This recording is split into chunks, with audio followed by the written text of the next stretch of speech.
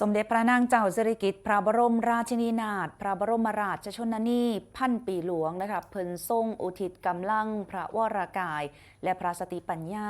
เคียงข้างพระบาทสมเด็จพระบรมชนกาธิเบศรมหาภูมิพลอดุลยเดชมหาราชบรมนาถบพิตรเสด็จพระราชดำเนินไปทรงบำบัดทุกข์บำรุงสุขให้แก่ราษฎรในถิ่นทุรกันดาร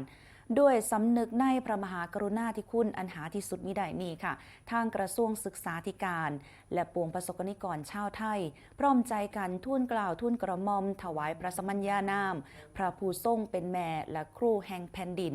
เพื่อเฉลิมพระเกียรติเนื่องในโอกาสมหามงคลเฉลิมพระชนมพรรษา80พรรษาวันที่12สิงหาคมพุทธศักราช2555ค่ะ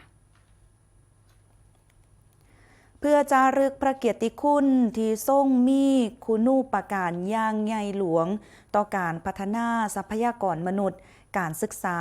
และการยกระดับคุณภาพชีวิตของราษฎรอย่างยั่งยืนพระสมัญญานี้นะคะสะท้อนเห็นถึง2บทบาทอันยิ่งใหญ่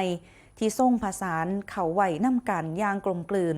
พระองค์ทรงเป็นดังแม่ผู้โอบอุ้มราษฎรทุกหมู่เหล่า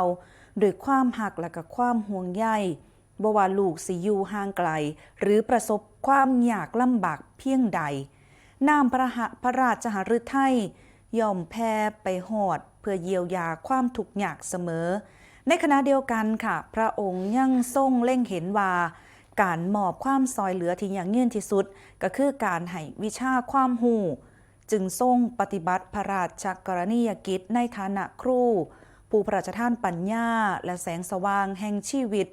ทรงริเริ่มโครงการส่งเสริมศิลปาชีพเพื่อสอนทักษะและกับวิชาชีพแก่เกษตรกรผู้ยากไร้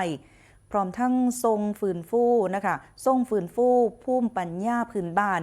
และงานหัตถศิลป์ไทยที่กำลังเลื่อนหายให้กลับมามีชีวิตชีวาอีกครั้งการทรงงานโดยพระวิริยะอุตสาหะนี้ก็ให้เกิดคุณประโยชน์น่านับประการแก่ประเทศไทยอย่างมหาศาลบ่เพียงแต่ซอยแก้ไขปัญหาความยากจนและการสร้างอาชีพที่มั่นคงแก่ชุมชนรากหญ้าเท่านั้นหากยังเป็นการอนุรักษ์มรดกทางวัฒนธรรมอันทรงคุณค่าให้กลายเป็นเอกลักษณ์ที่สง่างามในสายตาชาวโลกดังนั้นสมัญญาพระผู้ทรงเป็นแม่และครูแห่งแผ่นดินจึงบ่แม่นเพียงแค่คำยกย่องเชิดชูพระเกียรติแต่หากเป็นความจริงที่สลักลึกอยู่ในหัวใจของปวงชนชาวไทยพระราชปณิธานและพระราชดำรัสที่ทรงพร่ำสอนได้กลายเป็นรากฐานอันมั่นคงที่ซอยขับเคลื่อนสังคมไทยให้ก้าวไปข้างหน้าอย่างเข้มแข็งและสง่างามตราบจนปัจจุบัน